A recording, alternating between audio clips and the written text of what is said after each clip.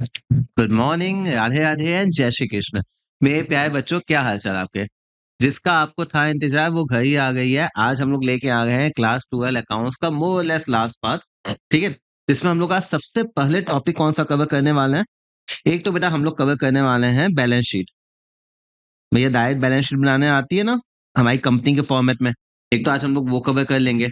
दूसरा चीज हम लोग क्या करेंगे कि भैया इस चैप्टर में कुछ थ्योरी भी होती है, अपन उसको भी निपटा देंगे।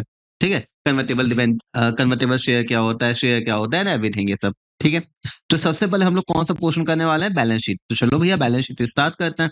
अब देखो आप ना पहले एक चीज को समझो, बैलेंस शीट होती बहुत लंबी है। अगर आप एक कंपनी के फॉर्म में जाओगे तो वहां पे ना बैलेंस शीट का एक फॉर्मेट दिया हुआ है, और ये डिटेल फॉर्मेट आपको कहाँ कवर करना है? आपकी जो तीसरी बुक है ना, फाइनेंशियल एनालिसिस वाली, ठीक है, वहां पे पूरा फॉर्मेट दिया है। अभी शेयर के चैप्टर में हम लोग उतना पोर्शन कवर करेंगे जो कि आपके शेयर के चैप्टर में जरूरत पड़ता है। ठीक है, सबसे पहले एक चीज समझो, कंपनी की बैलेंस शीट और ये जो नॉर्मल बैलेंस शीट होती है उसमें अंतर क्या होता है। देखो, हमारी एक नॉर्मल बैलेंस शीट जो कि हॉरिजॉन्टल फॉर्मेट में अभी आप बचपन से करते आए हो, वो यहाँ एसेट होता है, यहाँ पे कैपिटल होता है, लायबिलिटी होती है, टोटल हो जाता है। देन इसको हम क्या बोलते हैं? Horizontal format. ये क्या है? हॉरिजॉन्टल। अब अगर इसके बदले में हम जाएंगे वर्टिकल, बेटा होता यही है, अंतर बस ये होता है कि यहाँ जो ऊपर वाला पोर्शन होता है, पहले तो ये करंट ईयर और लास्ट ईयर को नॉर्मली हम साथ में दिखाते हैं। उसके बाद क्या होता है, यहाँ पे लिखते हैं हम इक्विटी एंड लायबिलिटी। ये हो जाता है अपना एक तरह से इक्विटी मतलब कैपिटल का पोर्शन। फिर हो जाता है लायबिलिटी। लायबिलिटी में फिर क्या आता है? नॉन करंट लायबिलिटी और करंट लायबिलिटी। आ जाता है इसका टोटल, इसको बोलते हैं नंबर ए। ये वाला पोर्शन कवर हो गया। अब उसके बाद क्या जाता है हमारा एसेट। एसेट में भाई non current asset, current asset, और भैया ये टोटल हो जाता है। अभी बहुत ही आराम से बताए हैं, बैलेंस शीट और लंबी होती है, वो आपके 30 से बुक में कवर है। बैलेंस शीट जो आपके एग्जाम के लिए नेसेसिटी है, वो लगभग इतना पोर्शन है शेयर के चैप्टर में। अब देखो होता क्या है ना, जब इक्विटी शेयर में जाते हैं, वहां पे जैसे कि भैया यहाँ पे तो फाइनल अमाउंट लिखते हैं, तो यहाँ पे कुछ वर्किंग नोट बनाना होता है ना, कि भैया ये अमाउंट कहाँ से आया। जैसे कि अगर मान लो करंट लायबिलिटी में ट्रेड पेबल्स है और मेरे पास बैंक ओवरड्राफ्ट है, तो भैया मान लो टोटल अमाउंट यहाँ दिखाएंगे लेकिन वर्किंग नोट तो दिखाएंगे। बाबू इसी वर्किंग नोट को, और कुछ भी नहीं होता है, इसी वर्किंग नोट को हम क्या बोलते हैं? Notes to accounts. तो ये मत समझना कि भैया नोट्स टू अकाउंट्स ये क्या होता है, कुछ नहीं। बस ये इक्विटी का टोटल अमाउंट कहाँ से आता है, नॉन करंट लायबिलिटी का टोटल अमाउंट कहाँ से आता है, इसी को हम बोलते हैं कि वो हमारा है working note, notes to accounts. अब देखो इतना एक बेसिक क्लियर हुआ कि भैया वर्टिकल फॉर्मेट होता क्या है, उसमें कैसे मेहनत होती है, क्या क्या करना होता है। ठीक है, अब इसके बाद अपने आ जाते हैं बैलेंस शीट के पूरे फॉर्मेट पे। चलिए शीट आ जाइए। इन द केस अभी भी आपको नहीं आइडिया है कि आपको नोट्स कहाँ मिलेंगे, तो हम आपको बता देते हैं, सुनिए। आप जाइए कहाँ, आप जाइए प्ले स्टोर पे। प्ले स्टोर पे आप जाएंगे तो आपके ट्यूली हेमंत भैया के नाम से, सीए हेमंत भैया के नाम से, सीए हेमंत भैया को थोड़ा तमीज से लिखते हैं भैया, सीए से सीए हेमंत बजाज के नाम से आपको एप्लीकेशन मिल जाएगा। आप उसके जब जाएंगे फ्री डाउनलोड, फ्री मटेरियल के सेक्शन में, डाउनलोड करने के बाद फ्री मटेरियल के सेक्शन में जाएंगे तो बेटा आपको वहां पे ये नोट्स अवेलेबल मिलेंगे। आप वहां पे जाके इसको देखेंगे तो आपका काम मिल जाएगा। कौन से नोट्स मिलेंगे? ये वाले बेटा। ठीक है, ये नोट्स ऑलरेडी वहां पे किए हुए हैं, आप जाके देखो आपको मिल जाएगा। अब आते हैं बैलेंस शीट पे। तो देखो बैलेंस शीट होती क्या है, समझो इस चीज को। ये पूरा डिटेल वर्किंग नोट दिए हुए हैं, क्वेश्चन तो अपने को बाद में समझ में आता है। देखो बैलेंस शीट केवल इतनी सी है। क्या है बैलेंस शीट? क्या है? सबसे पहले ये अपना क्या हो गया बाबू, ये अपना हो गया कैपिटल। कैपिटल, ये करंट लायबिलिटी है, इन केस अगर जरूरत पड़ती है तो नॉन करंट लायबिलिटी आता है। उसके बाद ये एसेट हो गया, नॉन करंट एसेट और करंट एसेट, बस। अब देखो यहाँ पे आपको वर्किंग नोट दिख रहा है ना, number 1, number 2, number 3, number 4, number 5, यही अपना है नोट्स टू अकाउंट्स। ठीक, अब देखो इस पे ना जितने भी एग्जांपल हो सकते हैं सिस्टमेटिकली ड्राफ्ट किए हुए हैं, आपको एक एक चीज क्लियर होगा, आप इसका प्रिंट आउट करवा लो तो आपको फायदा करेगा। अब चलिए यहाँ पे वापस आता हूँ। अभी ना डायरेक्ट इसमें परेशान मत होना, आराम से नंबर के साथ समझेंगे, क्वेश्चंस के साथ, तो बहुत ही अच्छे से आपका क्लियर हो जाएगा। भैया है ना, करवा के जाएंगे, चिंता मत करो। अब ये देखो, सबसे पहले आता है शेयर में। ठीक है, शेयर कैपिटल का देखो ये वर्किंग होता है, कैसे यूज होगा क्या होगा उसकी बात छोड़ो, अभी करेंगे। यहाँ देखो, सबसे पहले हम क्या करते हैं भैया, हम लोगों ने क्या सीखा है, शेयर कितनी होती है। सबसे पहले ऑथोराइज दिखाने वाले दांत कितने कर सकते हैं। फिर क्या हो गया, इशूड पे हो गया सब्सक्राइब, और फिर हमें लगता है कि अच्छा ठीक है पब्लिक ने कितना किया, तो भैया ये हो गया ऑथोराइज, ये हो गया इशूड। ये वाले जो होता है ये केवल हाथी के दांत होते हैं दिखाने वाले। इसका टोटलिंग वर्ग में कोई भी लेना देना नहीं होता है, मतलब इसको हम दिखाएंगे जरूर केवल प्रेजेंटेशन के लिए, इसको हम क्यों दिखाते हैं, केवल प्रेजेंटेशन के लिए और कुछ भी नहीं। जबकि हम यहाँ पे जाते हैं सब्सक्राइब शेयर में, तो यहाँ पे पूरी कहानी स्टार्ट होती है। सही है, आपने क्या किया थोड़ा समझ में नहीं आया, बताएंगे नंबर के साथ, परेशान मत हो, पर ये समझ में आया ऑथोराइज इशू और सब्सक्राइब अलग कर दिए। फिर भैया कॉस्ट नहीं, ये सब होगा रिजर्व एंड सरप्लस, अगला आइटम इसमें obviously security premium capital reserve ये सब जाता है। अदर करंट लायबिलिटी टेंजिबल, अच्छा देखो अदर करंट लायबिलिटी आपकी ये हो गई, ठीक है, और ये टेंजिबल एसेट हो गया, ये नॉन करंट एसेट हो गया जैसे कैश और कैश इक्विवेलेंट। ये आपका एक नॉर्मल बैलेंस शीट का फॉर्मेट है सर, अभी ना क्लियरिटी नहीं हुई। अभी कहाँ से क्वेश्चन तो करने दे भाई, करने तो दे, अभी करेंगे हो जाएगा, चिंता मत करो। अब आता है सबसे पहले एक एक स्टेप पे देखना, बहुत सिंप्लीफाइड किया हुआ है, स्टेप बाय स्टेप चला है। सबसे पहला number 56, XYZ has an authorized equity share capital of 15 lakh rupees, 15 lakh है, 15,000 स्टॉक है, ठीक है। फिर XYZ लिमिटेड इशूड इशूड, अब उसने इशू किया है इतना ऑफ अंडर इश, जिसका ब्रेकअप कैसे है 40 30 20 10, ठीक है, जिसमें से 9500 वालों ने पब्लिक किया, of which all money received, ठीक है भैया, इनका हमें पूरा पैसा मिल गया है 9500 शेयर पे, subscriber public in which all money received, ठीक है। अब देखो हमने ऑथराइज, मेरे पास 15,000 थे, मैंने इशू किया कि भैया 10,000 के एडमिशन ले लो, एडमिशन कितना लोगों ने लिया, केवल 9500, ठीक है। चलो अब यहाँ देखते हैं, सबसे पहले हम यहाँ कहाँ जाएंगे, हम लिखेंगे balance sheet equity and liability share holder fund में कैपिटल, ये अमाउंट कैसे आया, इसीलिए तो नीचे जाना है, ठीक। अब यहाँ पे देखो सबसे पहले ऑथोराइज, भैया इतने इक्विटी शेयर ऑफ इतना एच, व्हाट इनटू व्हाट, अपने पहले दिन से करते आए हैं कि भैया व्हाट इनटू व्हाट चलेगा, ये हो गया अपना। उसके बाद इशूड, मतलब भैया 15,000 था, इशूड मैंने कितना किया 10,000, डन, कोई दिक्कत नहीं। ये दोनों का टोटलिंग में कोई लेना देना नहीं है, ये अपना कहा जाएगा केवल प्रेजेंटेशन, ये दोनों कौन से, केवल ये हो गया हाथी के दांत कौन से दिखाने वाले। अब उसके बाद सब्सक्राइब, सब्सक्राइब में क्या आ जाएगा भैया, 9500 ने 100 लोगों ने एडमिशन लिया और पूरा पैसा दे दिया, क्या लिखा है ऑल मनी रिसीव, तो भैया subscribe and fully paid up, पूरा पैसा मिल गया 9500 इंटू 100, 9,50,000, डन, खत्म हो गया, ठीक। आगे आगे जाते हैं बैलेंस शीट। अब देखो यहाँ पे क्या दिया है भैया, इशूड में ऑथोराइज इतने थे, मेरे पास इशूड इतने थे। अब देखिए 9500 लोगों ने किया, इसमें से सेकेंड कॉल हमें 500 लोगों पे नहीं मिला था, मतलब 9,000 लोगों ने तो पूरा दे दिया होगा ना, ना, ना 9500 में से 500 लोगों ने सेकंड कॉल नहीं दिया, मतलब 500 लोगों ने 10 रुपए नहीं दिया, लेकिन बाकी लोगों ने तो दे दिया होगा। अब यहाँ देखो सबसे पहले अपना शेयर कैपिटल, ये अमाउंट कैसे आया, इसलिए तो नीचे जाएंगे, ऑथोराइज हो गया, इशूड हो गया, हाथी के दांत दिखाने वाले खत्म, डन, इसमें कोई दिक्कत नहीं, वॉट इंटू वॉट हो गया।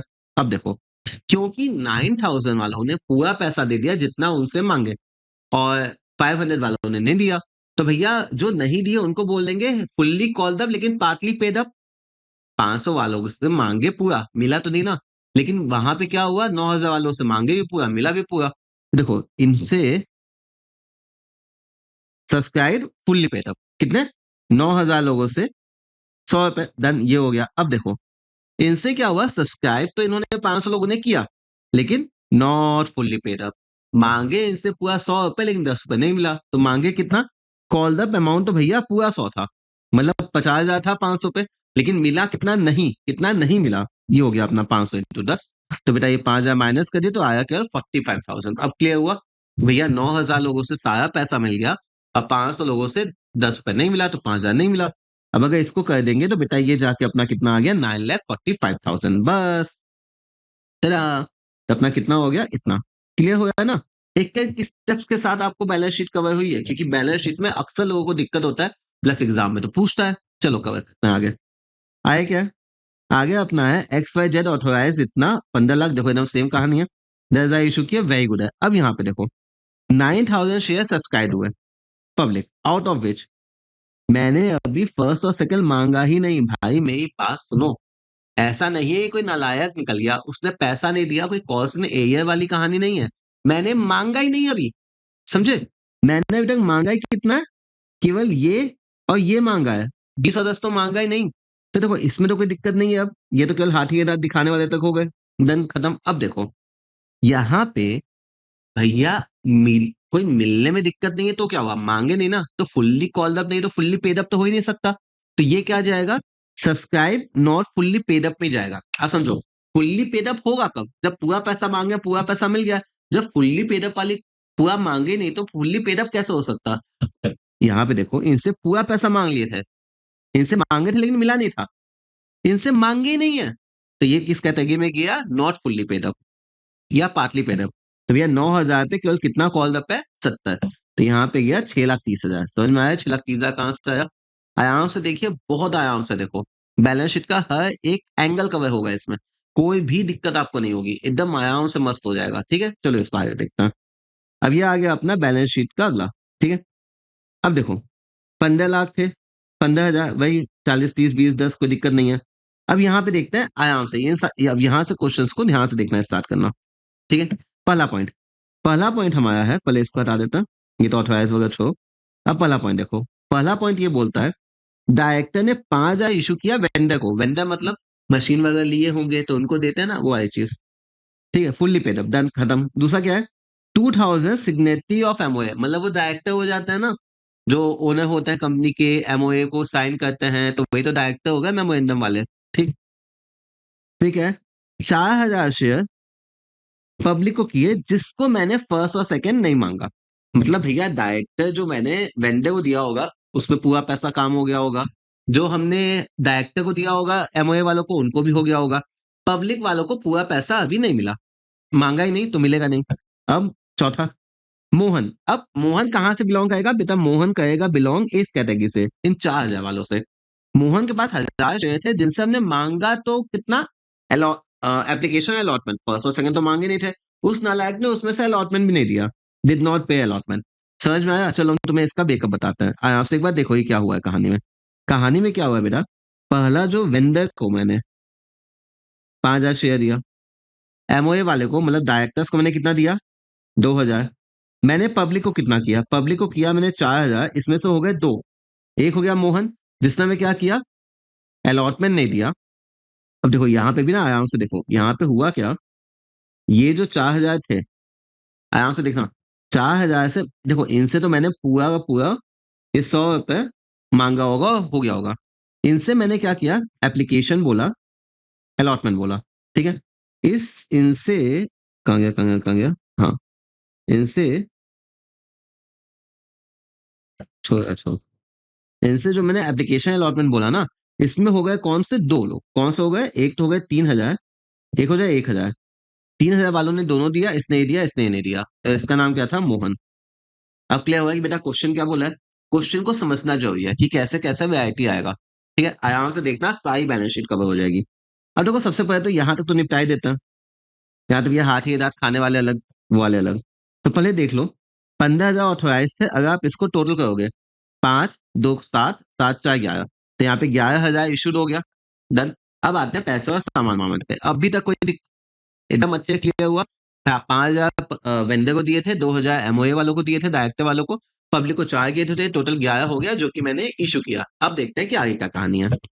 अब देखो भैया लोचा कहाँ है, लोचा आप आराम से समझना इसको। ठीक है, हुआ क्या कि अगर हम देखा जाए इस, देखो समझो, आराम से प्लीज समझना इसे, यहाँ पे करोगे इनसे, आराम से समझना, 100 रुपए मांगे, 100 रुपए मिल गया, भैया इसका 100 रुपए का पूरा कहानी हो गया।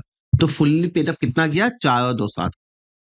अब इसमें देखो, यहाँ पे अगर जाएंगे 3,000 या 1,000, 4,000 से मांगे ही कितना, क्या इनसे 100 मांगे हैं, इनसे 100 कभी मांगा ही नहीं है, तो ये फुल्ली पेड अप हो ही नहीं सकते क्योंकि इनसे मांगा ही नहीं। इनसे मांगे ही कितना, 70। और 70 वालों में से भी 1,000 वालों ने मेरे को ये नहीं दिया। आया समझ में आया। तो फुल्ली पेड अप कौन से गए, केवल ये दोनों। मतलब यहां जाओगे तो देखो फुल्ली पेड अप में केवल कितना जाएगा आपका, 7,000 पे 100, ये खत्म हो गया, डन। अब देखो इन 7,000 वालों पे तो ये 100 हो गया। आगे आगे बोला है, ये जो 4,000 वाले थे ना, 4,000 पे 70 रुपए कॉल तक तो हुआ, लेकिन उसमें से भी क्या हुआ, इन 1,000 वालों ने सेकंड कॉल, सेकंड कॉल देखो यहाँ पे 30 रुपए की है, नहीं ये दोनों, भैया सॉरी सॉरी सॉरी, इनसे इतना मांगे, इन्होंने 30 रुपए नहीं दिया, इन्होंने अलॉटमेंट नहीं दिया, तो इसको माइनस कर दिया तो ये इतना आ गया, तो अपना ये कितना हो गया, 9,50,000। क्लियर हुआ आराम से, देख लो कोई दिक्कत नहीं, एक बार फिर से सुन लो, अच्छे से सुनो, आराम से क्लियर होगा, ऐसे क्वेश्चन ही एग्जाम में डायरेक्ट आ जाएंगे। और बेटा देखो, ये आपको अभी काम नहीं आएगा, आपको 12th में काम आएगा, आप सीयूईटी का एग्जाम दोगे आपको उसमें काम आएगा, आप सीए क्लासेस करोगे आपको उसमें काम आएगा, बीकॉम में भी कहीं ना कहीं ये आता है, तो आपको ये काम तो आएगा ही, इसलिए अच्छे से देखना। ठीक है, कॉन्सेप्ट जितना क्लियर होगा उतना अच्छा आएगा आपका। चलिए, ये हो गया, ये हो गया, ये हो गया, अपना क्लियर हो गया, आगे। अब देखो, ये वाला क्वेश्चन ना अच्छे से मैं डिटेल में बना के दिया है, और ये क्वेश्चन इंपॉर्टेंट है। अरे इंपॉर्टेंट क्या, इंपोर्टेड है, लंदन से पास ला के आया है। ठीक है, ये आपका क्वेश्चन क्या है, इंपॉर्टेंट है। अब देखो यहाँ पे हुआ क्या, सबसे पहले आयाम से देखते हैं इसको, यहाँ पे समझ भी जाएंगे। ऑथोराइज कितने थे, 15,15,000, डन क्लियर। अब देखो, इसने क्या किया, एक इसने मशीन परचेज किया, पहली चीज, कितने की, 5 लाख की, और इसको इसने दिया शेयर, शेयर कितने पे दिया, 25% प्रीमियम, 100 का शेयर था, तो 100 प्लस 25 पे इसने दिया। ठीक है, अगर हम कल इसकी कहानी करते हैं तो यहाँ पे नंबर ऑफ शेयर कैसे आएंगे, 5 लाख बाई 125, मतलब ये आएंगे 4,000 शेयर, 4,000 पे 100 और 4,000 पे 25। इतना हम लोगों ने सीखा हुआ है कंसिडरेशन अदर देन कैश कैसे करना।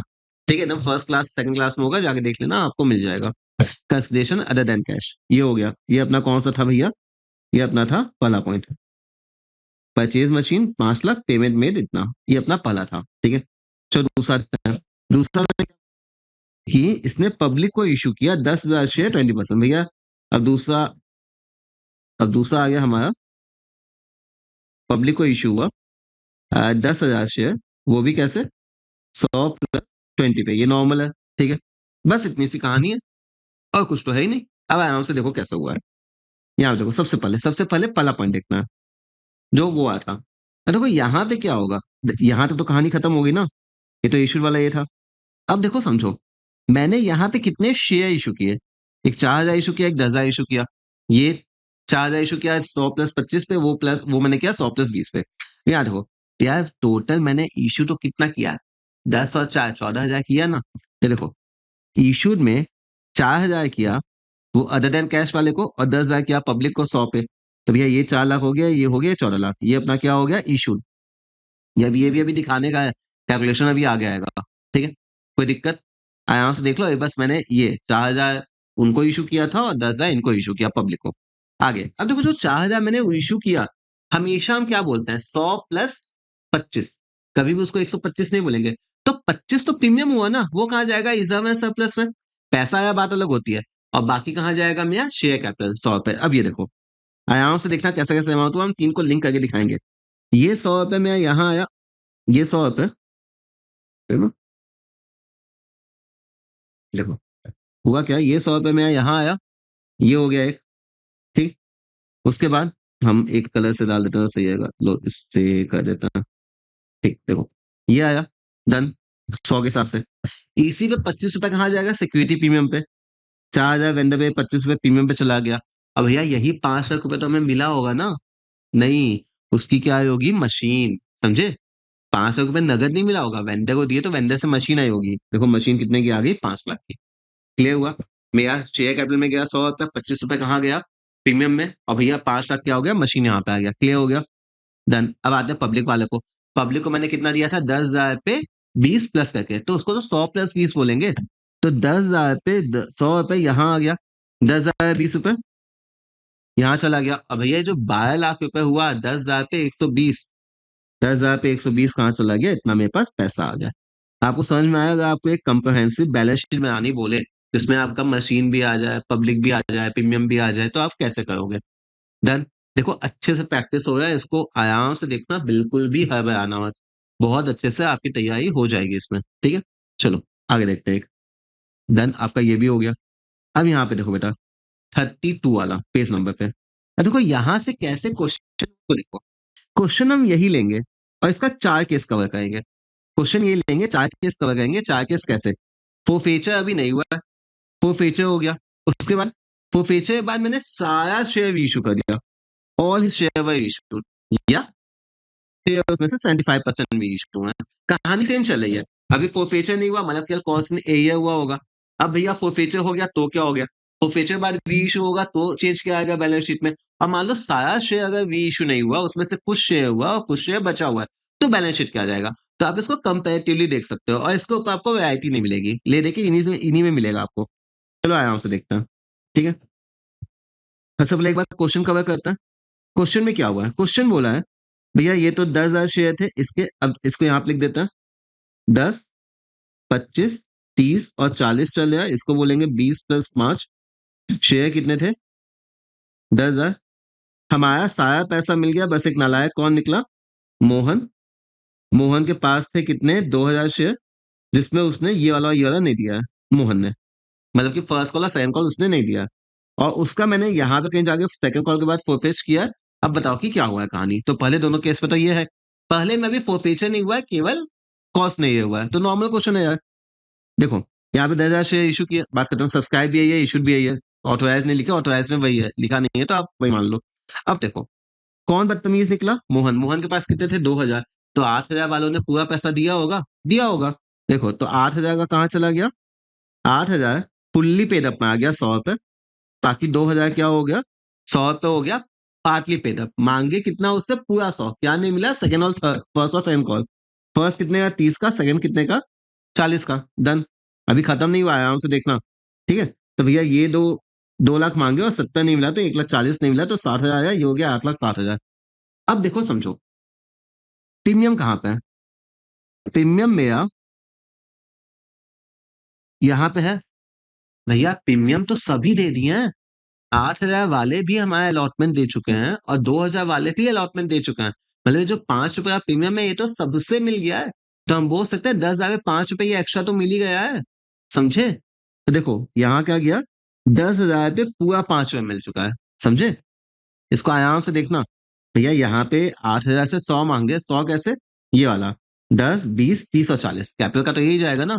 और 5 में प्रीमियम इसका ही मिल गया है, और मोहन ने भी दे दिया था प्रीमियम, तो 10 आया, 5 ही हो गया। पैसा कितना आया, पैसा इतना आया सर कि देखो 8,000 वालों ने 10, 25, 30 और 40 105 दे दिया, जबकि जो 2,000 वाले मोहन थे उसने केवल 10 और 25 दिया। तो हम क्या बोल सकते, हम क्या गया, पूरा है ना, हाँ ठीक है चलो, ठीक है तब अच्छा इसको मैंने ऊपर शिफ्ट कर दिया, ओ माय गॉड।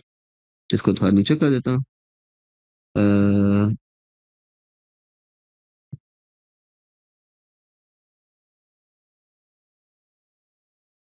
हाँ ठीक है चलो, ये हो गया। अब यहाँ पे देखो पैसा वैसा कितना मिला, 10,000 पे 105 मिल गया, सॉरी 8,000 पे 105 मिल गया, और 2,000 पे केवल कितना मिला, 35 मिला। क्लियर हो गया आपको, भैया कैसे हुआ कैसे नहीं हुआ। अभी ये क्या हुआ है मेरा, फोरफेचर अभी नहीं हुआ है, अब फोरफेचर हुआ है। अब फोरफेचर हुआ है तो क्या कहेंगे, देखो अब देखो अभी कल फोरफेचर ही हुआ है ना, हम आपको पहले बता देते हैं, ज्यादा चेंजेस आएगा नहीं, इनमें कोई चेंजेस नहीं आएगा, इनमें कोई चेंजेस नहीं आएगा, इनमें कोई चेंजेस नहीं आएगा। चेंजेस कहाँ आएगा, केवल यहाँ पे। क्योंकि ये अभी क्या था कि भैया देखो जो 60,000 है हमें इसका मिला है, अब मिलने की उम्मीद नहीं है क्योंकि निकाल दिया, तो यही पैसा मैंने जब्त कर दिया। तब देखो अंदर में जाएंगे सेकंड केस में, आप नोटिस करो ये सेम है, ये सेम है, ये सेम है। अब देखो यहाँ पे 8,60,000, 50,000, 9,10,000, टोटल में तो कोई गलती नहीं है, एकदम सेम है। यहाँ पे देखो ये भी, ये आपका सेम है, ये आपका सेम है, यहाँ सेम है, अंतर कहाँ पे आया, मेन आपको भाई डिफरेंस तो नोटिस करना है ना।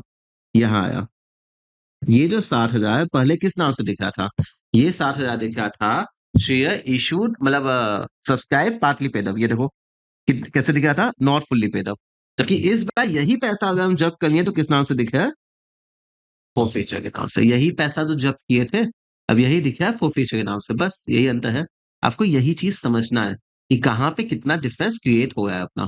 देन आराम से देखना, मस्त तरीके से समझ में आएगा। बहुत वैरायटी कवर की है।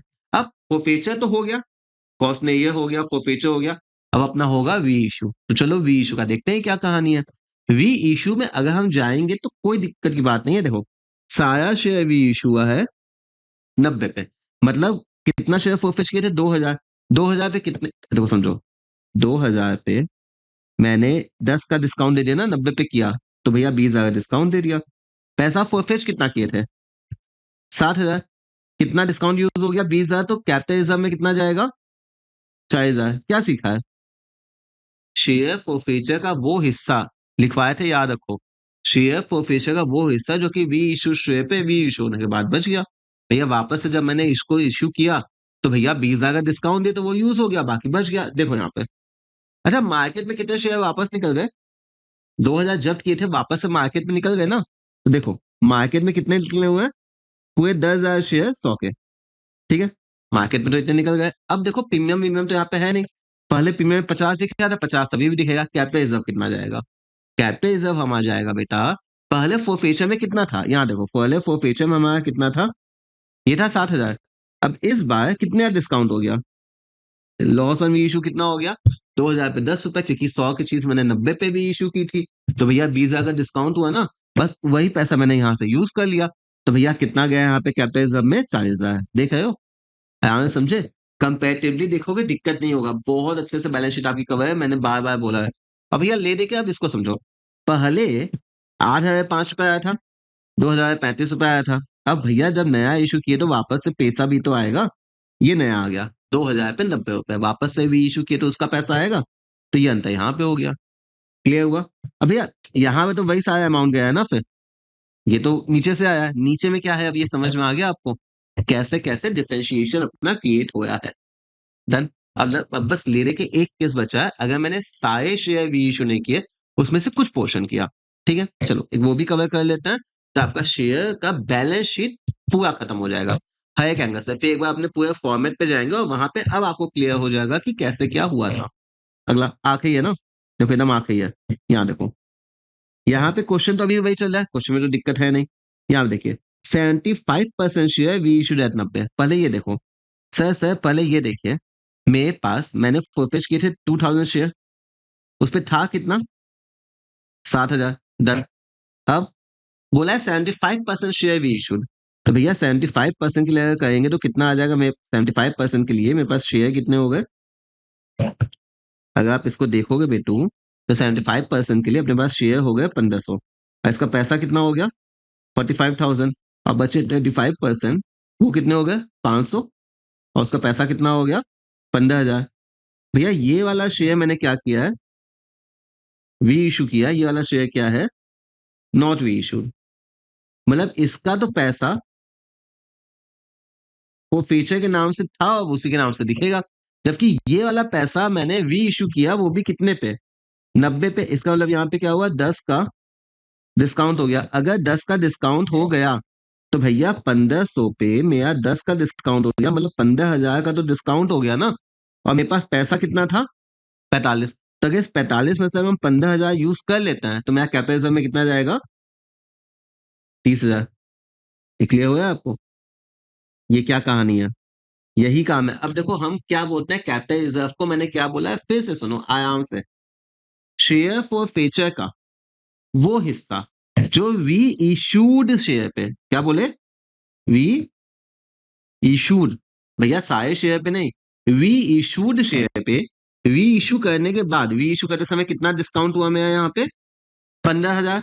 वी इशू करने के बाद बच गया। फिर से सुनो, शेयर फॉरफेचर का वो हिस्सा जो कि वी इशूड शेयर पे वी इशू करने के बाद बच गया, कितना? 30,000। बस ये है। अब देखो यहाँ पे आराम से देखना, मार्केट में कितना निकला है? 8,000। 10,000 था, 2,000 फॉरफेच किए, हुआ 8,000। वापस कितना वी इशू किए? पूरा 2,000 की केवल 1,500। 1,500 ना, तो मार्केट में कितना निकला है अभी? मार्केट में निकला है अभी केवल हमारा बेटू, मार्केट में निकला है 8। देखो समझो कहानी देखो, 10,000 था, डन। 2,000 निकल गया, वापस मंगा लिया 8,000। अब वापस से कितना भी इशू किया मार्केट में? 1,500। तो भैया कितना आया? 9,500। समझ में आया? कितना आया? 9,500। डन आ गया। और अभी जो 500 मेरा जब्त हो रखा है ना, कॉस्ट नहीं है तो है नहीं, तो भैया उनका 500 का कितना पैसा रखा हुआ है? 15,000। तो ये हमारा हो गया शेयर कैपिटल के नाम पे। ठीक। प्रीमियम में कितना जाएगा? अब प्रीमियम में देखिए, हम सारा काम किससे करेंगे? 2,000 से कि 1,500 से? 1,500 से। री इशू वही हुआ है ना।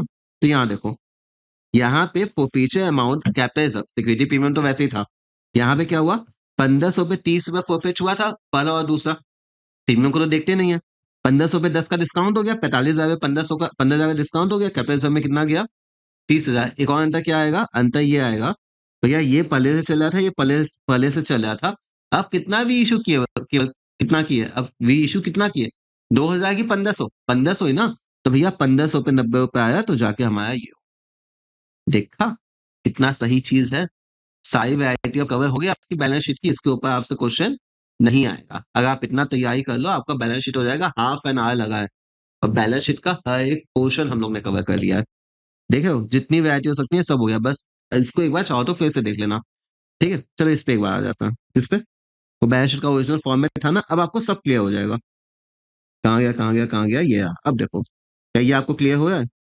सब्सक्राइब में इतना, अगर इक्विटी इक्विटी प्रेफरेंस है प्रेफरेंस, यहाँ पे क्या था fully paid up. Not fully paid up में क्या है, ये है। अगर कॉस्ट नहीं है तो उसको लेस कर देंगे, और अगर शेयर फॉरफीचर है तो हम उसको क्या करते हैं, प्लस कर देते हैं। भैया ये शेयर जब्त हो गए हैं और ये वाला शेयर बकाया है लेकिन अभी जब्त नहीं हुआ है।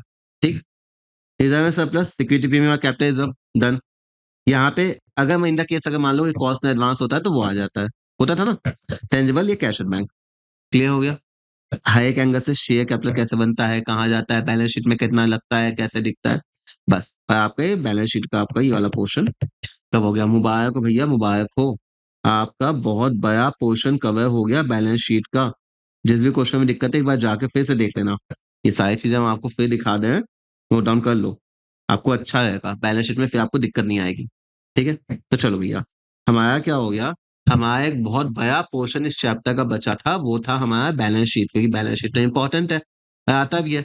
देखिए हम लोग ने क्या किया, हम लोग ने इस चैप्टर में बैलेंस शीट कवर कर ली। अब हमारा जो चैप्टर है उसमें एक क्या टॉपिक बचा है, थ्योरी का। थ्योरी में ज्यादा टाइम लगेगा, चलो हम लोग वो भी कवर कर लेते हैं। ठीक है, चलिए तो अब हम लोग चलते हैं। हाँ जी, तो बच्चों चलो कंटिन्यू करते हैं। बैलेंस शीट हो गई है, अब हम लोग क्या करने वाले हैं, इस चैप्टर के थ्योरी पोर्शन। अच्छा उससे पहले नोट्स में कुछ चेंजेस है, तो जो भी अपडेटेड नोट्स है ना थ्योरी इंक्लूडेड करके, वो आपके प्ले स्टोर पे अपडेट हो गए हैं। हमारे प्ले स्टोर पे एप्लीकेशन पे सीए हेमंत बजाज पे वही फ्री मटेरियल के सेक्शन में आप एक बार जाइएगा, आपको न्यू नोट्स मिल जाएंगे। आप उसको डाउनलोड कर लीजिएगा, काम हो जाएगा। चलिए अब हम लोग कंटिन्यू है हमारा थ्योरेटिकल पोर्शन। देखो थ्योरेटिकल पोर्शन आना चाहिए, एमसीक्यू में काम आता है, तो हम लोग जल्दी से कवर करते हैं। डिटेल नोट्स आपको बना के दिए हुए हैं। हम लोग जो मेन काम का पोर्शन है उसको एक बार समझ लेते हैं। ठीक है, चलो। कंपनी क्या होती है, सबसे पहले कंपनी होती है एक आर्टिफिशियल पर्सन। आर्टिफिशियल पर्सन का मतलब वो होता है जो कि लॉ से बनती है, क्रिएटेड बाय लॉ, हैविंग इसका सेपरेट लीगल एंटिटी होता है और परपेचुअल सक्सेशन होता है। इन सब का मतलब क्या होता है अभी कवर करते हैं। देखो आर्टिफिशियल पर्सन का मतलब क्या होता है। In artificial person in the law it comes into existence through the process of law. मतलब भैया एक नेचुरल पर्सन होता है, उसको इंसान जन्म देता है, लेकिन इसको जन्म कौन दिया, हमारा लॉ। ठीक है, अगला सेपरेट लीगल एंटिटी, मतलब भैया देखो धंधा अलग बंदा अलग, रिलायंस अलग अंबानी जी अलग, मोटा भाई अलग।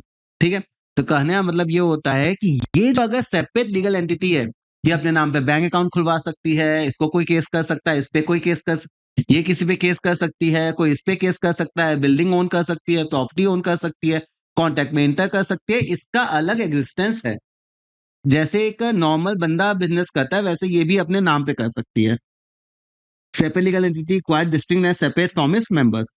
It can purchase sale properties, ये हो गया। ओपन बैंक अकाउंट दूसरा हो गया। इंडिविजुअल कॉन्टैक्ट तीसरा हो गया। और भैया क्या होता है, सेपरेट लीगल एंटिटी है तो कोई बंदा इस पे केस भी कर सकता है। सू का मतलब केस होता है, ये जो सू लिखा है ना इसका मतलब होता है केस करना, कोर्ट केस। ठीक है, अगला परपेचुअल एग्जिस्टेंस का मतलब क्या होता है भैया, कोई आए कोई जाए। देखो पार्टनरशिप में क्या होता है, पार्टनर मर गया धंधा बंद हो जाता है, हो सकता है ना। धन कंपनी में क्या होता है, कोई आए कोई जाए हमें फर्क नहीं पड़ता, धंधा तो चलता रहेगा। Existence of a company is not effective by the retirement or death or lunacy। lunacy मतलब वो पागल हो गया, पगला गया, होता है lunatic बोलते हैं ना। और insolvency, दिवालिया हो गया of members. Share holder may come and share holder may go out but the company goes on for ever.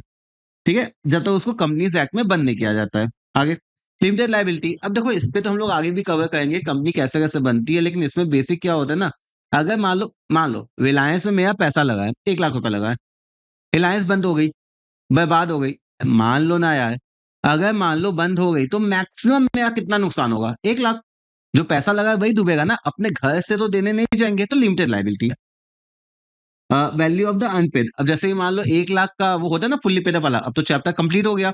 अब उसमें मान लो कि 1 लाख का था, 80,000 दिए थे, 20,000 देना था, तो और लाइबिलिटी कितनी आएगी, 20,000 की।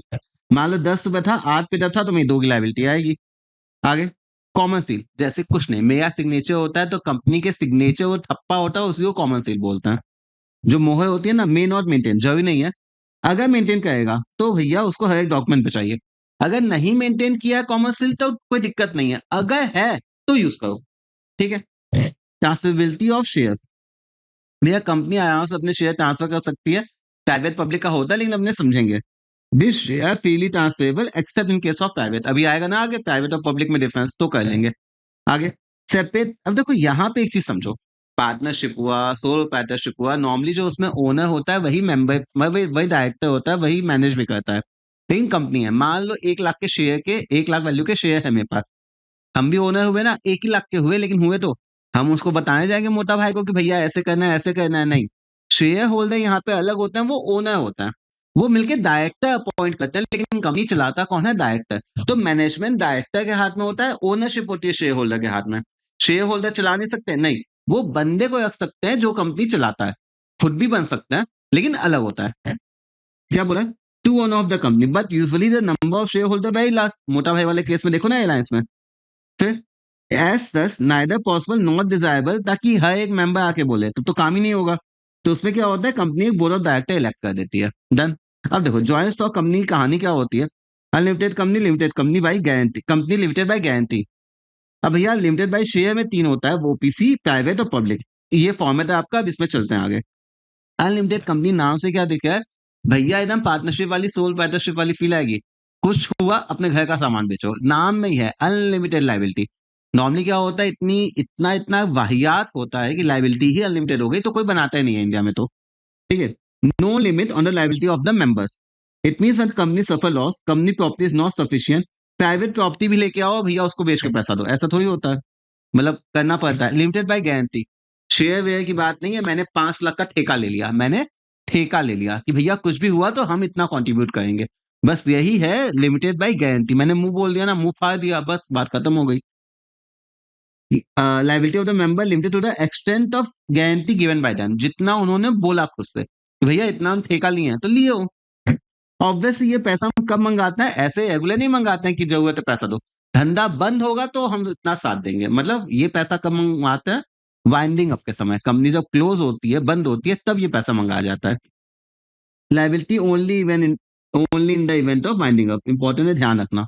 ऐसे नहीं। अब देखो लिमिटेड बाय शेयर का मतलब ही क्या होता है? Strictly limited to the extent of nominal value of the share held. If the member has paid full amount, मान लो जैसे कि 10 का शेयर था, 8 रुपए पे किए तो 2 और देंगे, 10 पूरा दे दिए तो कोई लाइबिलिटी नहीं। Full amount, not liable to pay any amount. अगर पार्टली पेड है तो भैया केवल जो बैलेंस है ना, जैसे 10 का शेयर था, 10 का फेस वैल्यू 8 कॉल्ड अप हुआ था, 8 पेड अप हुआ था, भैया 2 बचा, 2 मंगाएंगे तो बस 2 ही देना पड़ेगा, 3 की जरूरत नहीं है। At the existence of the company, obviously वो हम पैसा वाइंडिंग अप के समय मंगाते हैं। अंतर देखना, पब्लिक और प्राइवेट में अंतर क्या होता है, आ सकता है। नंबर, मिनिमम 2 मेंबर चाहिए, मैक्सिमम 200 हो सकता है। अच्छा देखो यहाँ पे समझो, यहाँ पे ना जो एम्प्लॉय को स्टॉक वगैरह देते हैं, तो एक्सक्लूडिंग एम्प्लॉय होता है। ये जो 200 मेंबर है ना, इसमें एम्प्लॉय नहीं आता। इतना डिटेल में नहीं आएगा आपके में, ये सीए वगैरह में नॉर्मली पूछ देता है केस स्टडी बना के, लेकिन इतना आप में नहीं आएगा, तो आपके लिए इतना काफी है। फिर मिनिमम 7 होने चाहिए, मैक्सिमम तो भैया रिलायंस में तो कितने मेंबर हैं? डायरेक्टर देखो यहाँ पे मिनिमम 2 डायरेक्टर चाहिए, आप चाहो तो जितने रख लो। यहाँ पे मिनिमम 3 डायरेक्टर चाहिए, चाहो तो जितने रख लो, कोई अपर लिमिट वाली बात नहीं है। क्या हम पब्लिक का पैसा उठा सकते हैं? प्राइवेट कैसे यार, पब्लिक का पैसा लोगे तो प्राइवेट हो, तो हम पब्लिक से पैसा नहीं उठा सकते, यहाँ पे उठा सकते हैं। यहाँ पे क्या है भैया, देखो घर की कंपनी है, शेयर ट्रांसफर करने के पहले सबसे पूछना पड़ेगा। पब्लिक वाले में तो कोई दिक्कत नहीं है, तो यहाँ पे रेस्ट्रिक्शन होता है शेयर ट्रांसफर करते समय, यहाँ पे कोई रेस्ट्रिक्शन नहीं होता है। पता कैसे चलेगा कि भाई तुम प्राइवेट हो? अपने आगे लिखो, मैं प्राइवेट हूँ, मैं प्राइवेट हूँ, प्राइवेट लिमिटेड, कंपनी के में जैसे X Y Z private limited. और यहाँ पे केवल क्या यूज करना पड़ता है? टेल लिमिटेड, ठीक है। ओपीसी, एक 1 पर्सन कंपनी क्या होती है, एक केवल एक लौटा मेंबर होता है जो सिटीजन और रेसिडेंट होना चाहिए। फिर कोई चैरिटेबल पर्पस या एनबीएफसी के लिए नहीं बन सकता, यहाँ पे ध्यान देना। यहाँ पे पेड अप कैपिटल मैक्सिमम कितनी होती है? 50 लाख, और टर्नओवर कितना है? 2 लाख। यहाँ पे हम रिपीट कर दिए पॉइंट, कोई दिक्कत नहीं है। 2 लाख से 2 करोड़ से ज्यादा टर्नओवर मतलब सेल्स नहीं होना चाहिए, पेड अप कैपिटल 50 लाख होना चाहिए। इसके 1 से 15 डायरेक्टर हो सकते हैं। समझो, मेंबर नहीं, ओनर एक ही है। डायरेक्टर की बात, ओपीसी भी चलाने के लिए मान लो कंपनी अच्छी हो गई तो डायरेक्टर चाहिए ना, उसकी बात बोला है कि 1 से 15 हो सकते हैं, मेंबर नहीं बोला है, ध्यान देना। मेंबर केवल 1 होगा, डायरेक्टर हो सकता है। ये पब्लिक से पैसा नहीं उठा सकते। हम प्राइवेट को तो अलाउ नहीं करेंगे, ओपीसी को अलाउ करेंगे ना, ना, ना, पब्लिक से पैसा नहीं उठाना। अब होता है लिस्टेड और अनलिस्टेड कंपनी। बेटा हमारी लिस्टेड कंपनी क्या होती है? Listed company is a company whose securities, share, debenture listed होती है रिकॉग्नाइज्ड स्टॉक एक्सचेंज। अपने इंडिया में क्या क्या है ना, एनएससी दिल्ली वाला, national stock exchange, BSc Bombay stock exchange, नाम में ये बॉम्बे वाला, ठीक है, जहां पे ये आराम से फ्रीली ट्रेडेड हो सकती हैं, जैसे कि कोई भी खरीद सकता है, कोई भी बेच सकता है, वो वाली बात है। 16 25 विदाउट एनी रेस्ट्रिक्शन। अनलिस्टेड में क्या होता है? जिसके लिस्टेड नहीं है, non listed on recognised exchange, और ना ही फ्रीली ट्रेडेबल है, ठीक है, मतलब कोई ना कोई रेस्ट्रिक्शन यहाँ पे होती है। अब देखो इसको समझो, पब्लिक कंपनी लिस्टेड हो सकती है, नहीं हो सकती है? पब्लिक कंपनी है, पब्लिक से पैसा उठाए, जरूरी थोड़ी है कि मेरा शेयर मार्केट में वो लिस्टेड हो रखा हो स्टॉक एक्सचेंज में। पब्लिक से फिर भी कोई ना कोई तरीके से पैसा उठा सकते हैं। प्राइवेट कंपनी तो होगी ही हमेशा अनलिस्टेड, प्राइवेट कंपनी हमेशा अनलिस्टेड होती है। पब्लिक कंपनी लिस्टेड भी हो सकती है, अनलिस्टेड भी हो सकती है। क्या बोले? प्राइवेट कंपनी हमेशा अनलिस्टेड होगी, पब्लिक कंपनी बेटा लिस्टेड भी हो सकती है, अनलिस्टेड भी हो सकती है। ठीक, आगे अब देखो, ये एकदम थ्योरेटिकल पोर्शन है, इस सस्ते में बता देता है। कंपनी बनती कैसे? सबसे पहले प्रमोशन होता है, ये फर्स्ट स्टेज होता है। इसमें क्या होता है, जो पर्सन मेन डायरेक्टर्स होते हैं और जिनको प्रमोटर हो, जो मेन ओनर शुरुआत में बनते हैं, वो ये साइन करते हैं, जिनको हम प्रमोटर्स बोलते हैं। ठीक है, वो स्टार्ट करने का आइडिया लेते हैं, बिजनेस अपॉर्चुनिटी देखते हैं, रजिस्ट्रेशन करवाते हैं, पैसा जुगाड़ करते हैं, ये सारा काम करते हैं। जब एक बार ये हो जाता है तो उसके बाद क्या होता है, लीगलिटी हमें क्रिएट करना पड़ता है। प्रमोटर्स अप्लाई करते हैं आईओसी को कि भैया ये मेरा काम करवा दो। अ, उनको क्या क्या देना होता है? एमओए। एमओए का मतलब, एमओए वो होता है मेमोरेंडम जिसमें कंपनी के main object and power, object लिखे होते हैं, and power of the company. Article में रूल्स एंड रेगुलेशंस होते हैं, इंटरनल डॉक्यूमेंट होता है, सबसे मेन डॉक्यूमेंट ये होता है। कंसेंट ऑफ द डायरेक्टर्स, भैया हम बोल दिए, चलो ठीक है, हम बोल दिए ना, मेरी कंपनी का डायरेक्टर ऋतिक रोशन, मेरी कंपनी का डायरेक्टर शाहरुख खान, अबे उनसे साइन करवा के तो लेके आओ कि वो तैयार है तुम्हारी कंपनी का डायरेक्टर बनने के लिए, तभी ना, तो उनका कंसेंट होना चाहिए। डिक्लेरेशन ऑफ द रूल्स, कि भैया जो भी कानून नियम है मैंने उसको फॉलो किया है, कोई उल्लंघन नहीं किया कंपनीज एक्ट का। अगर आरओसी ओके है तो भैया हम इशू कर देते हैं incorporation, company legally comes to existence, ठीक है। प्राइवेट कंपनी का स्टार्ट, जैसे इनकॉर्पोरेशन हो गया, देखो होता है ना, एक होता है इनकॉर्पोरेशन कमेंसमेंट, इनकॉर्पोरेशन के बाद प्राइवेट कंपनी स्टार्ट कर देती है, पब्लिक कंपनी को थोड़ा फॉर्मेलिटी और चाहिए होता है। अब देखो समझो, only public company after incorporation, केवल पब्लिक कंपनी जब एक बार बन गई तो भैया वो पब्लिक से पैसा उठा सकती है। मिनिमम सब्सक्रिप्शन कितना चाहिए? 90% ऑलरेडी कवर किया हुआ है। डिक्लेरेशन की भैया सारी कंडीशन मैंने फुलफिल की है, कोई धांधलेबाजी नहीं की है। आरओसी क्या? सर्टिफिकेट ऑफ कमेंसमेंट, अब वो कमेंसमेंट देता है तो पब्लिक कंपनी अब स्टार्ट करेगी। समझो, 2 सर्टिफिकेट हो गए, certificate of incorporation, certificate of commencement. मतलब कि भैया ये हो गया, बच्चा पैदा हो गया, अब धंधा स्टार्ट कर दो। प्राइवेट कंपनी बच्चा पैदा होने के बाद अपना काम स्टार्ट करेगी, कमेंसमेंट वाली नाटक नहीं होती है। पब्लिक को इनकॉर्पोरेशन प्लस कमिटमेंट का सर्टिफिकेट चाहिए, तब वो अपना काम स्टार्ट करेगी। पिमलई एक्सपेंस, ये क्या होता है? वो वन टाइम एक्सपेंसेस होता है ना, जो स्टार्ट धंधा बनने के पहले खर्चे, पिमलई एक्सपेंस, पी वाले, पीआई, ठीक है, धंधा बनने के पहले खर्चे। तो ये क्या हो गया कि भैया public issue expense, printing, prospectus, legal charges, ये सब। आगे देखो, शेयर क्या होता है? शेयर का मतलब क्या होता है ना, हमारी बॉडी के सबसे स्मॉल यूनिट को बोलते हैं सेल। शेयर कैपिटल के सबसे छोटे हिस्से को क्या बोलते हैं? शेयर। टोटल कैपिटल मान लो 10 लाख, जैसे इस केस में मान लो 50,000। Total capital of the company 50,000, 50 lakh है यार, ठीक है, कोई नहीं, एडिटिंग करना। लो इसको कर देते हैं, ये 5,000 इंटू 10 कर देते हैं, ठीक है। चलो यहाँ पे क्या हो गया, मान लो अगर 50,000 है तो मैं 10-10 रुपए की टिकट लगा दी, 5,000 टिकट 10 रुपए की, तो आ गया ना 50,000। तो जो एक टिकट बनी ना, उस टिकट को बोलता है share. E suitable unit is called share, सबसे स्मॉलेस्ट डिनोमिनेशन। 50,000 चाहिए तो 5,000 टिकट लगा ली 10 रुपए की, हो गया, ठीक है। और जो 10 रुपए हुआ ना, ये हो गया अपना नॉमिनल वैल्यू, इसी को बोलते हैं कि भैया फेस वैल्यू कितनी है, नॉमिनल वैल्यू कितनी है। सब कवर ऑलरेडी किया हुआ है। शेयर 2 टाइप के हो सकते हैं, प्रेफरेंस और इक्विटी। देखो प्रेफरेंस का मतलब ही क्या होता है, उनको कोई प्रेफरेंस मिलेगा, कुछ एक्स्ट्रा बेनिफिट मिलेगा। देखो कद्दू कटेगा सब में बटेगा, प्रॉफिट बटेगा सब में बटेगा।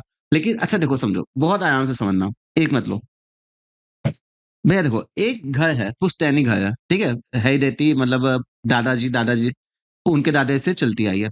एक है हमारे पापा, एक है हमारा बच्चा, भैया अगर मान लो कंपनी मतलब की प्रॉपर्टी पहले से है, पापा ने खड़ा नहीं किया तो उस पर तो पूरे खानदान का हक है। पहला कौन? पापा। दूसरा कौन? बच्चा। अब एक बात बताओ, अगर ये दोनों के दोनों ओनर हुए, डिसीजन कौन लेता है? पापा। मेन काम कौन करता है? पापा। बच्चा बैठ के क्या करता है? खाना खाता है। अब एक बात बताओ, अच्छा लगता है बच्चे को खाना देने के पहले पापा खाना खा जाए? अच्छा ही नहीं लगता? पहले तो बच्चे को ना, तो इनको प्रेफरेंस कहाँ मिलेगा? अगर डिविडेंड, तो घर में खाना है ही नहीं, समझो, घर में खाना नहीं है तो नहीं देंगे, किसी को नहीं देंगे, कोई दिक्कत नहीं है। अगर खाना है तो पहले बच्चा खाएगा फिर पापा खाएंगे। मतलब अगर डिविडेंड बटेगा तो इक्विटी के पहले प्रेफरेंस को मिलेगा बस। बाहर वालों की तो बात अलग है, मेहमान खा के चले गए, घर है, घर में मेहमान आए, खाना था, मेहमान के खाने के बाद बचा, तो पहले कौन खाएगा? बच्चा। मेहमान के बाद पापा के पहले, तो इक्विटी के पहले आउटसाइडर्स के बाद अगर प्रॉफिट बचा तो कौन खाएगा? प्रेफरेंस पहले। क्या हो गया? They have the right to receive dividend, fix it before any dividend paid to the equity share. Equity share के पहले अगर डिविडेंड मिलेगा तो इनको मिलेगा। दूसरा चीज, अगर कंपनी बंद होगा तो भैया सबका हिस्सा बटेगा ना। भैया पापा अपना हिस्सा लेके जाएंगे, उसके पहले उसको बच्चे को हिस्सा मिलेगा। मतलब in the case of distribution of property, company बंद हो गई, कैपिटल उसका रिटर्न हो रहा है, पहले किसको रिटर्न होगा? प्रेफरेंस को बिफोर इक्विटी। भैया पैसा पूंजी लगी है, सबकी पूंजी वापस होगी, इक्विटी के पहले किसको वापस होगी? प्रेफरेंस को। देखो ऐसा इसलिए किया गया ना, सारे डिसीजंस तो इक्विटी शेयर होल्डर लेते हैं, अगर वही ले लें, ये रेस्ट्रिक्शन ना डाला, तो प्रेफरेंस शेयर होल्डर तो बच्चे हैं, वो कुछ बोल नहीं पाएंगे, इक्विटी वाले इनका फायदा उठा के चल देंगे, इसलिए ये डाला गया है। क्या रेस्ट्रिक्शन है? अगर प्रॉफिट बटेगा तो इक्विटी के पहले बटेगा प्रेफरेंस, और अगर मान लो धंधा बंद होगा, वाउंड अप के समय अगर कैपिटल रिडेम्पशन होगी, अगर कैपिटल वापस होगी, तो इक्विटी के पहले इनको मिलेगी। ठीक है, चलो आगे। इसके क्या क्या होते हैं सस्ते में बताते हैं, बस सुनना। ठीक है, प्रेफरेंस शेयर्स क्या होता है? पेमेंट ऑफ डिविडेंड, क्यूमुलेटिव और नॉन क्यूमुलेटिव। क्यूमुलेटिव का मतलब क्या हुआ? क्यूमुलेटिव का मतलब क्या होता है कि भैया इस साल नहीं मिला, अगले साल 2 साल का मिलेगा, दूसरे साल मिला, अगले साल 3 साल का मिलेगा। मतलब आपका क्यूमुलेट हो रहा है, इकट्ठा हो रहा है, टोटल हो रहा है। इन केस अगर डिविडेंड नहीं दे पाए तो अगले साल 2 साल का देंगे। Cumulative preference shares are those preference shares the holder of which is entitled to recover the amount of preference dividend before any dividend is paid on equity. This means if in any year the profit is insufficient to pay dividend, dividend keeps on accumulating until it is fully recovered.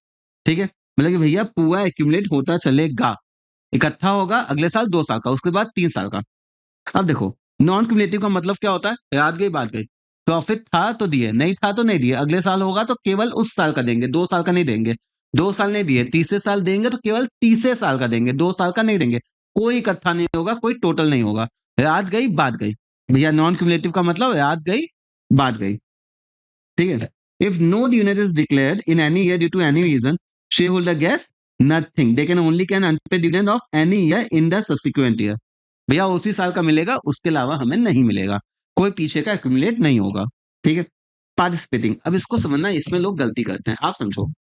क्या हुआ कि participating का मतलब क्या होता है? पहले preference को दिए, फिर इक्विटी को दिए, समझो, पहले प्रेफरेंस को दिए, फिर इक्विटी को दिए, इक्विटी को देने के बाद भी प्रॉफिट बच गया। अब उस प्रॉफिट में अगर बच गया तो भैया प्रेफरेंस खाएंगे। आप समझो हम क्या करना चाहते हैं, समझो, हम बोलते हैं 10 kg राइस था घर में, ठीक है, 2 kg खा गए भैया प्रेफरेंस, 3 kg का आ गए भैया इक्विटी। अब ये जो 5 kg बचा ना, इन दोनों को देने के बाद भी अगर एक्स्ट्रा बचा, उसमें ये पार्टिसिपेट कर सकते हैं। ठीक है, अब पता है, समझ में आएगा क्या है? In addition to the fix preference dividend, can participate in the surplus profit if any after dividend at stipulated as has been paid to equity share holder. भैया इक्विटी को मैंने एक फिक्स परसेंटेज से दे दिया, पहले मैंने क्या किया, इनको मान लो 10% दे दिया, इनको मान लो 15% दे दिया, इसके बाद भी बचा, ये मेरा क्या आ गया? सरप्लस। तो भैया वो इसमें पार्टिसिपेट कर सकता है। अगर इक्विटी के बाद नहीं बचा तो नहीं करेंगे, लेकिन अगर जैसे ही मान लो बच्चे ने खाना खा लिया, पापा ने खाना खा लिया, अब उसके बाद भी बचा तो बच्चा फिर से खा सकता है, ये वाली बात होती है। सरप्लस प्रॉफिट, इक्विटी को स्पेसिफाइड परसेंटेज से देने के बाद अगर प्रॉफिट बचा तो उसमें प्रेफरेंस वाले फिर से पार्टिसिपेट कर सकते हैं। ठीक है, कहाँ गया ये? Similarly in the event of winding up, same कहानी है कि वाइंड अप के बाद इक्विटी को दे दिए, प्रेफरेंस को दे दिए, इक्विटी को दे दिए, फिर प्रॉपर्टी बची तो वो फिर से आ जाएंगे। ठीक है, सरप्लस लेफ्ट होगा तो वो फिर से आ जाएंगे। नॉन पार्टिसिपेटिंग कुछ नहीं, एक बार जो मिलना था मिल गया, वापस अब वापस मत आना कि भैया do not carry right in the surplus profit, कुछ नहीं, जो भी एक्स्ट्रा बचा सब इक्विटी का, आप दोबारा नहीं आ सकते। रिडेम्पशन प्रेफरेंस शेयर्स होता ही क्या है कि भैया हमें स्टिपुलेट पीरियड 3 साल, 5 साल, 6 साल के अंदर रिडीम करना है। पहले ही बात हो गई, जैसे ही मैंने कंपनी में इशू किया शेयर प्रेफरेंस को, करते ही बोल दिया भैया 5 साल में तुम्हें पैसा वापस कर देंगे, fulfilment of the certain condition let down. Irredeemable preference shares को क्या होता है, हम तुम्हें तभी वापस देंगे जब धंधा बंद होगा, उसके पहले वापस नहीं देंगे। मतलब देखो समझो, रिडीमेबल प्रेफरेंस शेयर्स का स्ट्राइक होता है, मान लो कॉन्ट्रैक्ट मैरिज, कि भैया 5 साल की शादी होती है ना फिल्मों में, तो भैया 5 साल की शादी की है, उसके बाद फिर मैरिज खत्म, पहले ही हो गया। और दूसरा वाला होता है भैया अगले जन्म का पता नहीं, लेकिन इस जन्म तक पूरा साथ, जब तक है सांस, जब तक है सांस, भैया जब तक कंपनी चलेगी तब तक आपको पैसा वापस नहीं मिलने वाला। कंपनी मर गई, बंदा मर गया, तो भैया पैसा आपको वापस दे देंगे। समझे? तो ये अपना रिन्यूएबल क्या हो गया, कॉन्ट्रैक्ट मैरिज, ये क्या हो गया, जन्म जन्म का साथ। ठीक है, चलो। कन्वर्टिबिलिटी देखो नाम से दिखा है, हम इशू करते समय आपको बोल दिए थे कि भैया तुम बड़े हो जाओगे तो तुम्हें इक्विटी बना देंगे। कुछ साल बाद हमारे पास ये ऑप्शन आएगा, हक आएगा, जिस तरह से टर्म्स ऑफ इशू हुए थे, तुम अपने इस प्रेफरेंस शेयर्स को इक्विटी में कन्वर्ट करवा सकते हो।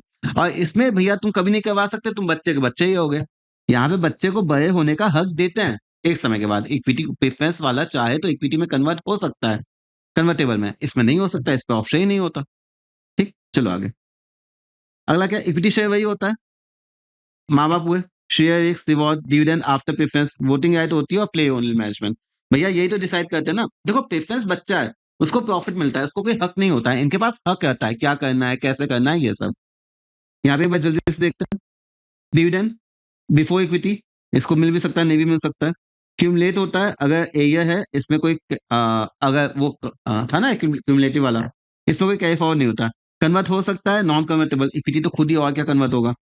वोटिंग राइट केवल स्पेशल केस में, नॉर्मली क्या होता है, आप 2-3 साल डिविडेंड नहीं दिए ना क्यूमुलेटिव वाले में, तो आपको वोटिंग राइट आ जाता है कि भैया क्या काम कर रहे हो, 2-3 साल हो गया डिविडेंड नहीं दिए हो, अब हम बताते हैं कैसे करना है। नॉर्मली वैसे केसेस में आपको हक आता है, क्या बोले, जो क्यूमुलेटिव प्रेफरेंस शेयर था ना, जहां पे उनको होता है कि डिविडेंड इकट्ठा होता है, फिर 2-3 साल नहीं मिला, तो वो आके बोलते हैं हम बताएंगे कैसे करना है, वरना नहीं आता है। यहाँ पे तो रहता ही है। रिडीम कर सकते हैं भैया, इक्विटी वाला तो है ही बीवी में ही, जन्म जन्म का साथ, तुम्हें डिवोर्स वोर्स नहीं मिलेगा भैया, तुम मरेंगे तो ही होगा, वरना कोई रिडीम नहीं होता है। हाँ, अपना शेयर बेच के पैसा लेके निकल जाओ, बात अलग है, हम वापस नहीं करेंगे। ठीक है, इसका लो रिस्क होता है, इसका हाई रिस्क होता है। मैनेजमेंट में इसका कोई काम नहीं होता है, मैनेजमेंट में ये पीछे पड़ी रहती है। अब देखो यहाँ पे इंपॉर्टेंट है, ये इंपॉर्टेंट है, समझो।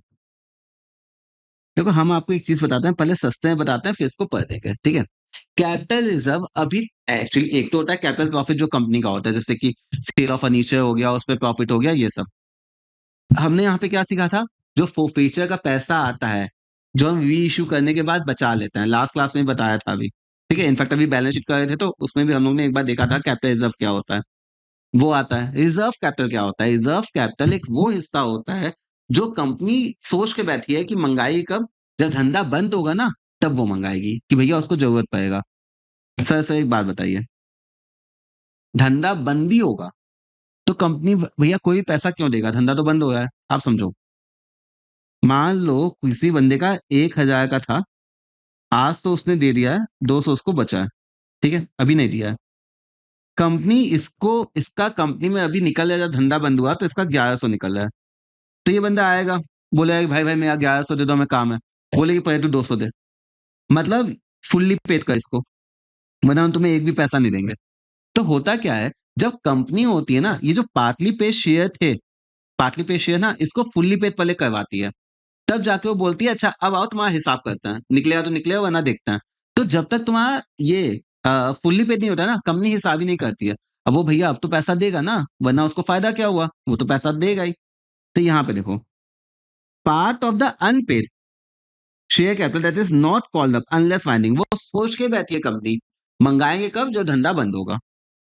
और भैया ये बनता कैसे, स्पेशल रेजोल्यूशन। स्पेशल रेजोल्यूशन क्या होता है, जब 75% से मोर अप्रूवल चाहिए होता है ना, ग्रेटर देन 3/4 हो गया, ठीक है, अब जो सारे लोग मिलके ओनर पास करते हैं ना, ए भाई बहुमत की सरकार वाला, ठीक है, तब जाके उसको स्पेशल रेजोल्यूशन होता है। आगे ये हम केवल यूज कब कर सकते हैं, धंधा बंद होगा तब। फिर इसको हम अलग से बैलेंस शीट में शो नहीं करते हैं, not show in is a balance sheet, part of uncalled में ही आ जाता है कि भैया जो 30 रुपए नहीं मंगाया उसमें 20 रुपए वो वाला था, ठीक है। जैसे कि अनकॉल 10 था, 3, तो उसमें से 10 3 अलग से है। अब देखो कैपिटल रिजर्व क्या होता है, out of profit not meant for dividend distribution, इसमें ये इंपॉर्टेंट है। रेवेन्यू रिजर्व जो नॉर्मल जनरल रिजर्व होता है उससे हम डिविडेंड दे सकते हैं, कैपिटल रिजर्व से कभी भी हम डिविडेंड नहीं दे सकते हैं, मतलब प्रॉफिट उससे नहीं पा सकते हैं। क्रिएटेड फ्रॉम कैपिटल प्रॉफिट, नाम से दिख रहा है, फिक्स एसेट सेल किए, इन्वेस्टमेंट वाला है, कुछ प्रॉफिट हो गया।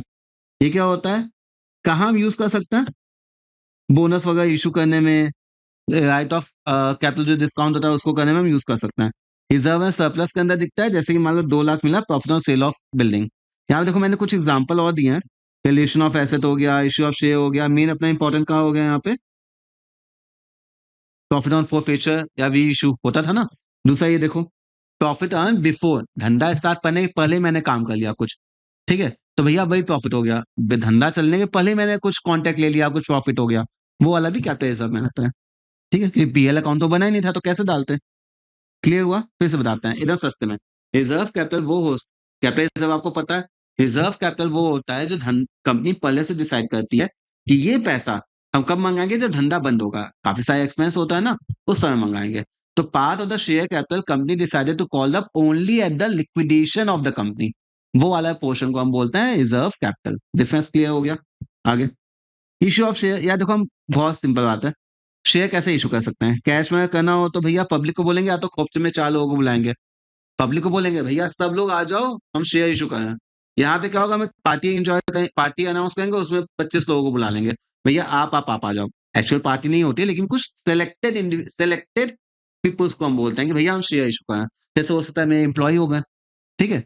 देखो प्राइवेट प्लेसमेंट क्या होता है, तो सिलेक्टेड ग्रुप ऑफ पर्सन को जब हम इन्वाइट करते हैं तो वो होता है, जैसे स्वेट इक्विटी शेयर इन्हीं सबका पार्ट होता है। Share issued by the company to its employ और डायरेक्टर एट अ डिस्काउंट और for consideration other than cash. भैया हम अपने एम्प्लॉयज को कहें, मतलब एम्प्लॉय भी नहीं, डायरेक्टर को कहे हैं या एम्प्लॉयज को कहे हैं, ठीक है। Such share can not be resold by holder within a period of 3 year, ये रेस्ट्रिक्शन होती है। भैया हम तुम्हें अभी सस्ते में दिए तो तुरंत जाके मार्केट में ज्यादा बेच के कमा लिया, ऐसा नहीं होता है। हम तुम्हें सस्ते में दिए, 3 साल तुम्हें उसको होल्ड करना पड़ेगा। मतलब हम अगर ग्रोथ हुए तभी तुम भी ग्रोथ होगे, शेयर बढ़ेगा, वरना हम बर्बाद हो गए तो शेयर भी बर्बाद हो जाएगा। तो इसी बहाने तुम मेरा साथ दोगे ना, इसी को लॉक इन पीरियड बोलते हैं। नोटेड दैट कंपनी में इशू स्वेट इक्विटी शेयर हम lower than the nominal value, मतलब स्वेट इक्विटी शेयर को, देखो नॉर्मली कंपनी को डिस्काउंट पे इशू करना अलाउ नहीं होता, लेकिन स्वेट इक्विटी शेयर, मीठे मीठे शेयर जो हम एम्प्लॉयर्स को देते हैं या डायरेक्टर्स को देते हैं ताकि वो मेरे पास अटके हैं, उनको हम कर सकते हैं। तो मैंने आज तुम्हें दिया, अब तुम मेरे साथ 3 साल फंस गए। अब तुम्हें यहाँ देखो, एम्प्लॉय स्टॉक ऑप्शन प्लान में क्या होता है, हम तुम्हें बोलते हैं ना तुम मेरे पास काम करो 3 साल, अब हम तुम्हें देंगे सस्ते में। बाय पासिंग यहाँ पे भी स्पेशल स्पेशल रेजोल्यूशन लगता है। एम्प्लॉय स्टॉक ऑप्शन प्लान, यहाँ पे क्या होता है, lock scheme shall be locking for minimum period of 1 year from the date of allotment, share issue can not be dispose of with in 1 year from the date of allotment. इसमें हम थोड़ा समझाते हैं। मेरे पास कोई बंदा है, employ stock exchange option plan हम उसको दिए, भैया आप मेरे पास आओ, आप मेरे पास 4 साल लगातार काम करो, 4 साल के बाद हम आपको ऑप्शन देंगे कि आप मेरी कंपनी का शेयर सस्ते में खरीद लो, कंफर्म देंगे ऑप्शन, ठीक है, बहुत बहुत सस्ते में देंगे। लेकिन कब देंगे, जब आप मेरे साथ 4 साल काम किए तो। अब क्या होगा, इसी बहाने हम अच्छे अच्छे एम्प्लॉय को क्या बोले, फंसा दिए ना। मान लो 3 साल में अगर मेरी कंपनी को छोड़ के किसी के पास चला गया, ठीक है, उसका स्टॉक ऑप्शन प्लान कैंसिल हो गया, तो उसका ही नुकसान हुआ ना, इस चक्कर में वो मेरे पास अटक जाता है। तो अच्छे अच्छे एम्प्लॉयज को हम ये देते हैं, ठीक है। फिर कंडीशन क्या होती है, अब देखो यहाँ पे कंडीशन क्या है, इसमें क्या होता है, हम अब ऐसा नहीं है यार कि हम इक्विटी शेयर इशू किए तो हम प्रेफरेंस शेयर्स का उसको दे देंगे ऑप्शन। भैया जो मार्केट में ऑलरेडी चला है शेयर, हम उसी का देते हैं ऑप्शन, मतलब class of the share already issued, special resolution चाहिए होता है, ठीक है। यहाँ पे लिखा होता है कि भैया कितने शेयर देंगे, कितने मार्केट प्राइस पे देंगे, तुम एक्सरसाइज प्राइस का होता है, मार्केट में जो प्राइस चल रही है हम तुम्हें कितने में देंगे, 100 का चल रहा है हम तुम्हें 25 में देंगे, ठीक है। तो ये हो जाता है exercise price and the class of share, क्या देंगे, class of the director of employ, अच्छा किनको देंगे, नॉट लेस देन 1 साल भैया तुम्हें कम से कम कंपनी में रहना पड़ेगा, इशू ने भैया सेबी का पालन करना पड़ेगा, ठीक है। अच्छा नहीं, ये क्या बोला है ये वाला पॉइंट, कंपनी चलते ही शेयर नहीं दे देगी भैया, एक साल कंपनी चल तो जाए, पहले थोड़ा सा एक नॉर्मल तो हो, उसके बाद ये वही वही बातें करना कि कंपनी का शेयर देंगे, ये हुआ। कंपनी चलते 1 साल होगा, उसके बाद कंपनी ESOP अनाउंस कर सकती है, उसके पहले नहीं कर सकती। ऑब्जेक्टिव भैया, main objective to inspire the employ to have the higher participation. फिर objective to create long term wealth in the hands of employ, is the means to attract, retain आ गया ना, and motivate the good and efficient employ, ठीक है। Mode of payment of share, अब देखो ये तो अलग हो गया, दूसरा क्या है, mode of payment of share. Share का पैसा कैसा आएगा ये सिखा हुआ है, मोटा मोटी आता है ना, एक बार में लमसम किया था एप्लीकेशन के साथ ही। इसमें क्या होता है इंस्टॉलमेंट में, एप्लीकेशन अलॉटमेंट कॉल किया हुआ है ऑलरेडी। कंपनीज एक्ट क्या बोलता है, एकदम आखिरी पोर्शन चल रहा है, सुनो कंपनीज एक्ट क्या बोलता है, एप्लीकेशन मनी कम से कम 5% तो होना चाहिए। ऐसा नहीं कि भैया 100 का शेयर है तुम 2 रुपए एप्लीकेशन में डाल दो, कम से कम 5 पे तो डालो। दूसरी चीज, हमें पता है एप्लीकेशन मनी 25% ऑफ द, अच्छा देखो समझो, आप समझो इस चीज को, समझो क्या बोलना चाहता है। मान लो 100 का शेयर था, 50 के प्रीमियम पे इशू किए, तो भैया ये कितना हो गया 50। तो ये क्या बोलता है, कम से कम greater than 5% of face value, मतलब कि 5 से प्लस होना चाहिए, एक ये है। और दूसरा क्या है, ये तो देखो एप्लीकेशन मनी 5% ऑफ द इतना होना चाहिए, अगर बोला application money 25% of the issue price, अगर हम इसमें जाएंगे तो भैया 150 का 25% कितना होता है, 150 का 25% कितना होता है, 37.5, 37.5 से ज्यादा होना चाहिए। मतलब नॉर्मली 5% ऐसे दिया हुआ है, लेकिन सेबी ने साफ साफ बोला है कि आपको मिनिमम इशू प्राइस का कितना एप्लीकेशन में करना पड़ेगा, 25%। ये कंपनीज एक्ट के हिसाब से तो ये होता है। भैया सेबी अपना ज्ञान देने के लिए आ जाता है, तो भैया सेबी का तो पालन करना पड़ेगा ना। तो मान के चलो कि मिनिमम कितना चाहिए होता है, 25%। टर्म्स ऑफ इशू क्या होता है, सीधी बात हम पार पे कर सकते हैं, प्रीमियम पे कर सकते हैं, इशू प्राइस अगर फेस वैल्यू से ज्यादा हो। ये हमने सीखा हुआ है, डिस्काउंट हम नहीं कर सकते हैं एक्सेप्ट सर्टिफिकेशन। आपका सारा थ्योरेटिकल पोर्शन भी कवर हो गया, बाकी आपकी बैलेंस शीट ये वो चैप्टर खत्म हो गया।